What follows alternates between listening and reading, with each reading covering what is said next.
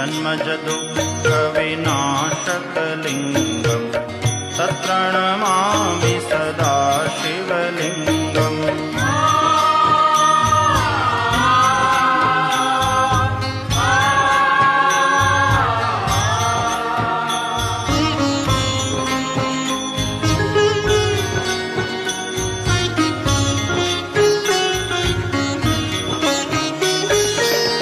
देवमुनिप्रवराचितलिङ्गं कामदहं करुणाकरलिङ्गं